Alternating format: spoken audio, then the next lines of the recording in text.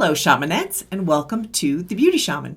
So, what foundation works best with mature skin? I hear many different people with many different bits of advice, and I'm throwing mine into the mix as a celebrity makeup artist, so I know what I'm talking about. I'm going to give you today the practical tools you need in order to shop like a pro for the right foundation. You too will know exactly what you're doing. We will cover, and I'm also going to demonstrate 3 areas to look for: a sheer to medium coverage, not a full coverage, and why, what words to look for in the title to ensure it's hydrating, and how to find the right shade and apply it so it looks natural. All right, stay tuned to the end as well for a bonus tip where I talk about what should you apply your foundation with: your fingers, a sponge, what is it? Before we get started, please hit subscribe and the bell so I can continue to make great content for you. Let's get going. Okay, so step number 1 is you want to get a sheer to medium coverage, preferably a dewy finish foundation. So I watch a lot of different YouTube videos with different women doing presentations, and one of the women was pointing out, oh, you have to have a matte finish for older skin. And I just want to say I really disagree with that because you can use a matte foundation, but it needs to be more of an emollient type foundation. I think sometimes matte foundations can get to be too dry and too not enough emolliency to them. So it just really depends on the matte foundation. But I would say for the most part, try to avoid that and go with foundations that are more sheer to medium coverage and a dewy finish. And the next point we're going to get on to what to look for in the titles in order to shop and buy a foundation that has the right ingredients in it. So what you're looking for. Now, if you have oily skin, that's definitely not the majority of you, which is why I'm not spending a lot of time on oily skin. But oily skin, yes, a matte finish foundation, but I would still avoid a full coverage. And we're going to demo that, okay? I just have some eyeshadow on, but that's it. Everything else, I don't have anything else on my skin. So I'm going to put a full coverage on one side and a more of a sheer to medium coverage on the other, just to show you the difference. So the big question mark that many of you ask is, what do I do when I want to cover my age spot and my dark circles and my redness or whatever it is you're trying to cover, and you want to get the full coverage for that, but you don't like how cakey it looks? So that's why I really recommend you go sheer to medium, and then we're going to talk about how to cover age spots after that, which is really you want to use more concealer for that, or take your foundation and use your finger and roll it and just get it covered a little bit more. I'm going to demo how to do that. So, stay tuned as I go through this. And we're going to go through it pretty quickly. All right, so we're going to start with the wrong foundation, okay? We're going to start with the full coverage. I'm not going to say what brand this is because I don't like to say bad things about brands or people. So if I say something's negative, I'm not going to tell you who I'm talking about. All right, but we are going to talk about a full coverage. So I'm going to do a full coverage on this side and a sheer to medium on this side. So as you can see, my face is a tiny bit lighter than my neck because I'm out in the sun a lot. I do wear SPF. So I do recommend that, obviously. But anyway, we're going to use the full coverage. So you can see that really has some serious coverage to it. Okay. But, it's pretty heavy duty. So I'm just going to do half my face.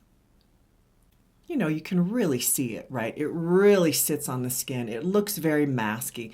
So the color isn't incorrect, right? It's just so even and so, it's just such a mask. Now, I don't have anything else on. I don't have contour or anything. So that definitely would help to break this up a little bit.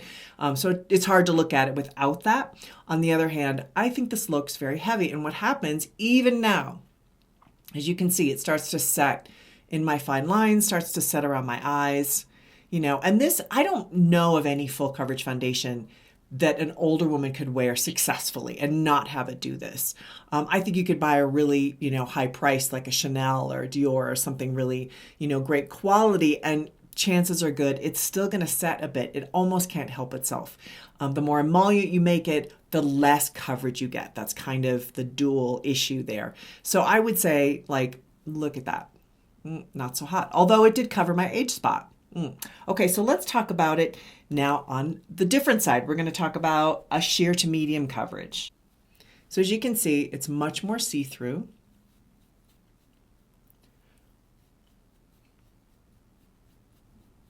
But look at the difference in my skin. It does cover, it does even out my skin tone and take out some of the redness and some of the discoloration, but it's not nearly as heavy and cakey looking. I mean, I'd still need to add some contour and, to break it up, right? Just foundation obviously is hard to wear. But like, look at the difference.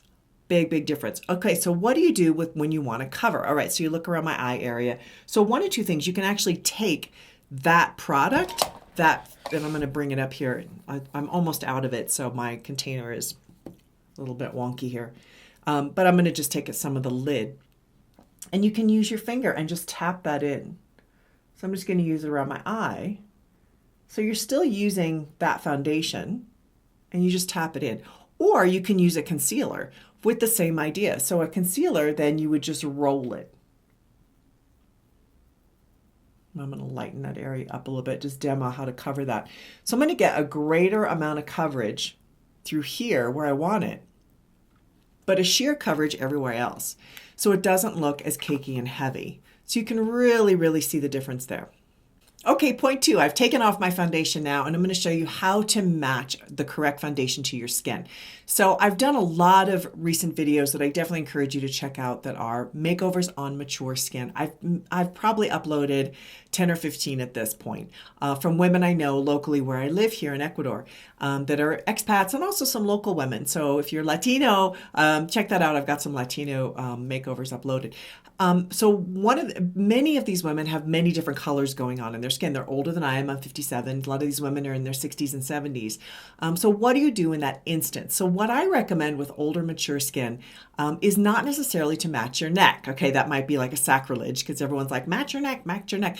I would say maybe not. I mean, for me, yeah, that's a good idea. I'm out in the sun a lot. I wear sunblock. So I've got my face one color, my neck another. Yeah, it's good to match my neck. But some women, some of you have, lots of discoloration or freckles or sun damage or whatever you've got going on. It becomes very confusing. What do I match here? I can match my neck, but then I'm going to look, very light, or I'm going to look too dark, or I'm going to look more red, or, it kind of is harder to match. So one of the things I recommend is that you look at the area in your T-zone around your eye area. When in doubt, just match this area and blend it out slowly a little bit to maybe cover age spots or other things. But you're not looking to cover as much as you are to sort of even things out. So take that term cover, put that in the back seat and put even and soft, and to really highlight your eye area. So I've got the color that worked that was on this side, and I'm going to use this around my eye area so you can see what I'm talking about. All right, so I'm just going to take this and put it here. So you can use your fingers, whatever you want to use. I do have a bonus tip on how to apply it. What should you use? So stay tuned, stay with me here so that I can talk a little bit more about that. And just put that around your T-zone. You can put it up on your forehead if you want. So you're really just matching this area. If you want to go ahead and cover more things, like say you're like, okay, that actually works because I've got too much discoloration going on. What do I do about my age spots and my dark circles? So take your foundation that you used in here and use your finger to cover your age spot, or you can use a concealer. Concealers really should be the same color as your skin or maybe slightly lighter, not 2 shades lighter like our younger counterparts do. Looks really weird on older women for the most part. Okay, my last point is, how do you shop for foundation? I can't tell you how many of you asked me this question. I don't know what to look for. I don't know. I totally get it. So these are the words you are looking for. These are your keywords. Words like hydrating, that word in the title or in the description.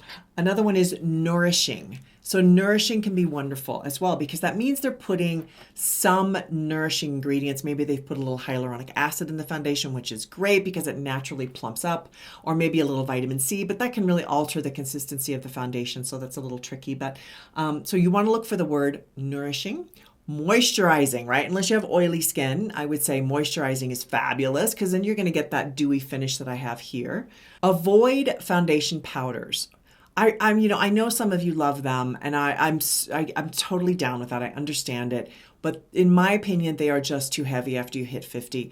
Unfortunately, and I've had people say, no, but I love my foundation powder. I'm just giving my 2 bits worth. You do you. Lightweight is another great word to look for because you don't want that heavy look that I had previously with the other foundation. Breathable. Okay, that's a great sentence because because that means that your skin is not going to be like caked on, right? It's open, it's more sheer, right? That's a great word. Fatty acids. I saw this in a recent foundation I looked up. Great for some fatty acids. That just means it's got more oil because fatty acids are essential fatty acids or oil. It's wonderful. Omega-6s, fantastic. And also another thing to look for, oftentimes people want SPF in their foundation. You can definitely do that. I put one on earlier. This is my Image MD.